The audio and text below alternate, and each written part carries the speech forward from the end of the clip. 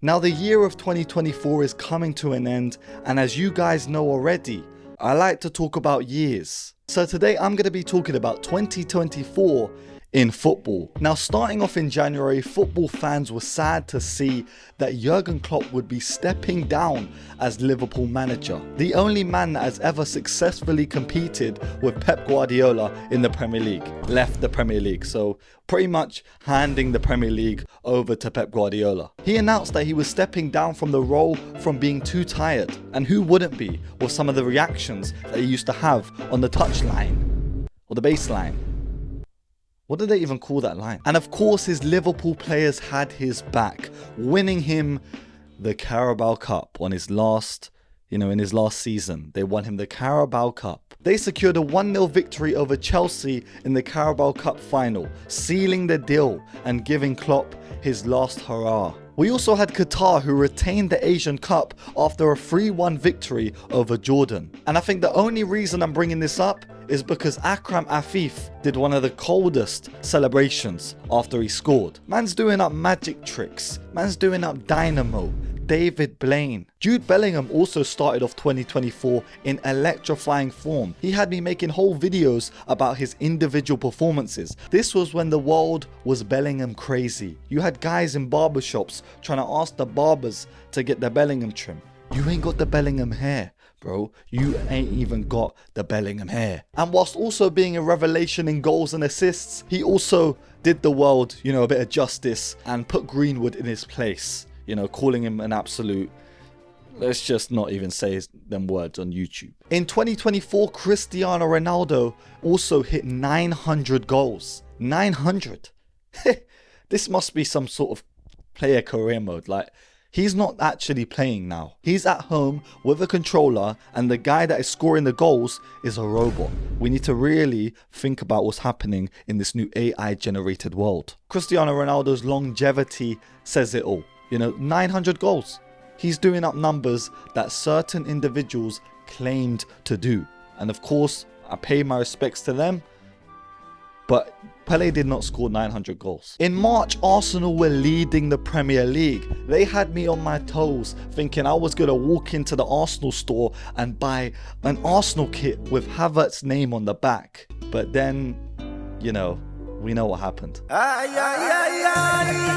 In April, we also had a very memorable event where the best player of all time, Anthony, scored his only goal of the entire year against Burnley. Go and watch that back. That's an amazing goal. Bayer Leverkusen also went unbeaten throughout the entire season thanks to some tactical masterclass by Xabi Alonso. But we also had kind of standout seasons for the likes of Victor Boniface, Granit Xhaka, Florian Wirtz. We had Grimaldo and Jeremy Frimpong all balling out. This system that Xabi Alonso had these players playing in was amazing, and even since then I think they've only lost 5 games. They were able to overturn the dominance of Bayern Munich, who had won it for 11 years straight. Unfortunately, they couldn't finish all competitions unbeaten as they lost in the Europa League final to Ademola Lookman and Atalanta. And we ain't talking about no Atlanta Hawks, or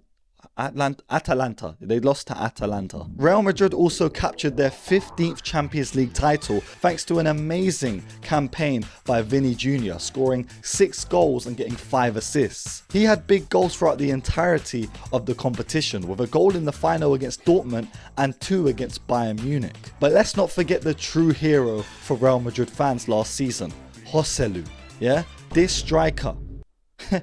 I got him as a free agent on my FC25 career mode, and he's balling out for Sunderland right now, and let's not also forget that PSG crashed out once again. Let's all laugh at their misery. I actually feel sorry for them. I felt sorry for them because Mbappe was still at PSG. It would have been the perfect farewell if he won the Champions League and then left, but no, they crashed out. And after Dortmund lost the Champions League final, Marco Reus said, I'm done with this, leaving Dortmund at the end of the season, and now he just won his first trophy for, whatever American club in the MLS. Who the hell cares? This year we also had the Euros, which was kind of like a revitalization for football.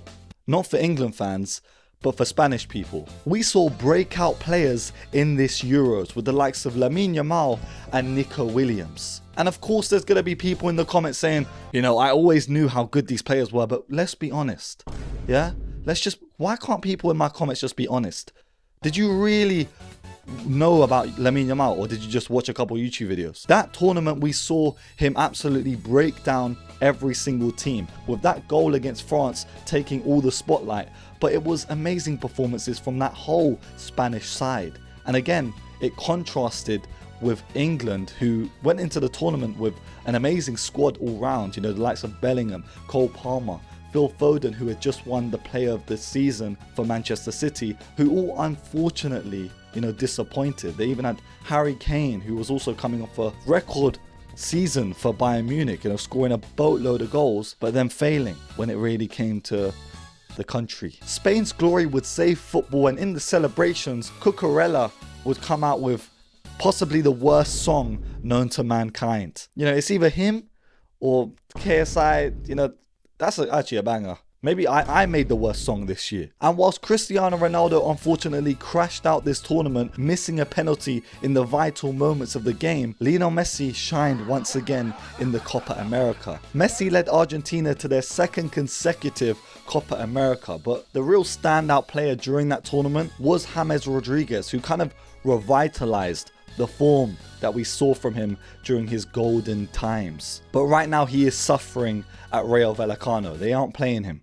Yeah, so have a word. And when the summer break was over and football commenced again, we had an absolutely heated clash between Arsenal and Manchester City. Arsenal would go 1-0 down early on thanks to a Haaland goal, but then Calafiori would pull out a masterclass and put the ball top corner. Arsenal would then take the lead on the brink of half time, and before the referee could even blow his whistle, we were underway again, and then Trossard kicks the ball away, gets a red card, Arteta hugs him, and then for that whole second half, we were getting peppered by Manchester City, and eventually, right at the end of the game, Mr. John Stones just puts the ball in the back of the net. Haaland throws the ball at Gabriel's head. After, at the 90th minute, Haaland goes on to say, "Stay humble."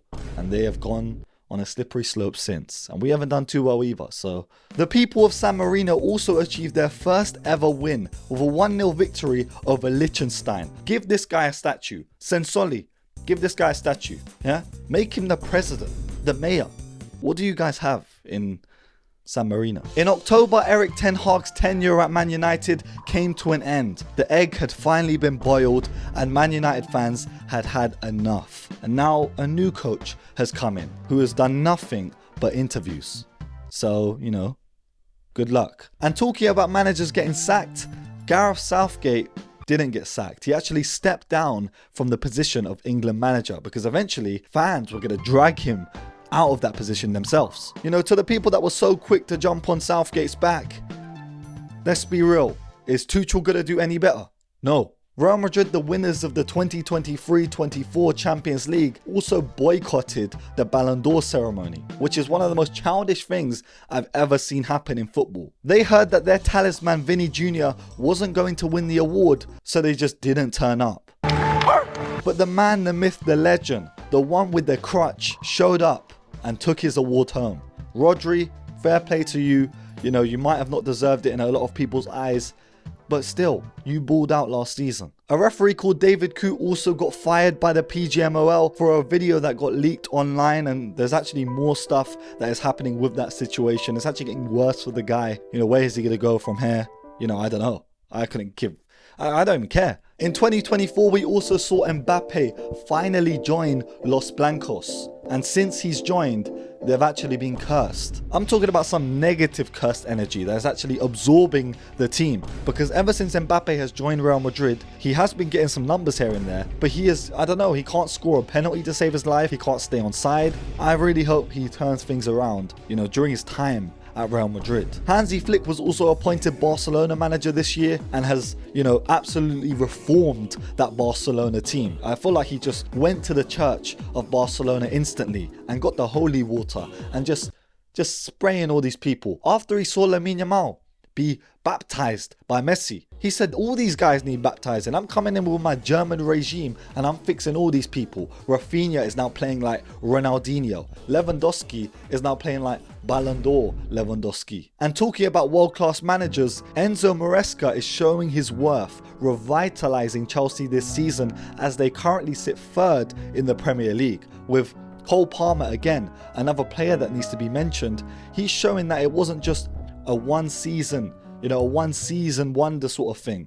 He's balling out again this season. In a win against Tottenham the other day, this guy scored one penalty, scored a second penalty, but on that second penalty decided to Panenka. Cole Palmer, ice cold. Yeah, what's that celebration he does? That's kind of like a hug. My ice cold celebration would be like this, because that's what I do if I'm cold. And on the topic of someone cold, Will Ferrell, bought a stake in Leeds. Why is he cold? Because he was in the movie Elf, and Elf is a Christmas movie, and during Christmas is quite cold. So there we go. Sporting also won the Primeira Liga in Portugal thanks to an absolutely amazing campaign by Gyökeres, getting 43 goals in all competitions last season, and this season already he's got 25. I don't think he's the real deal, let me not lie. That's a conversation for a different day. I don't think this guy could put up these numbers anywhere else but Portugal. He scored against Manchester City, but anyone can score against Manchester City. Happy from Leyton Orient could score against Manchester City right now. And he's a centre-back. PSG won the French League as always. Inter Milan won the Serie A. And I also forgot to mention that a mysterious social media page called There We Land was going transfer for transfer with Fabrizio Romano. This kid, industry plant number one. Why did they get this kid on Sky Sports? What does he even know? How? Currently, we are also witnessing the downfall of Manchester City with Pep Guardiola's team. It's like they forgot how to play football. It's like Space Jam. Someone has taken the powers of these players. Also, why do you keep playing Rico Lewis? Guardiola is on the edge of crashing out. I could see him stepping down from the role and going to manage, I don't know, Dagestan FC. Because in a game versus Liverpool, where they got dominated on and off the ball, at the end of the game, this guy's holding up 6. You're trying to display your titles. I don't know why he's doing Mourinho antics or Cristiano antics.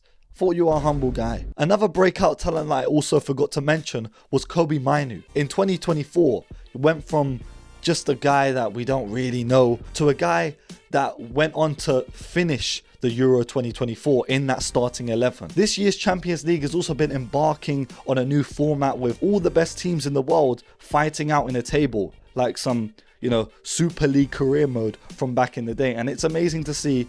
But did we just, make the Super League? This is just them making the Super League. So you write it about the actual Super League and then you just let this happen and we're all happy because we're getting amazing games. Actually, let me just shush. Let me know about anything that I missed that happened in 2024, because of course I did. Italian fans watching this, they're probably thinking, so you're not going to talk about anything? Yeah?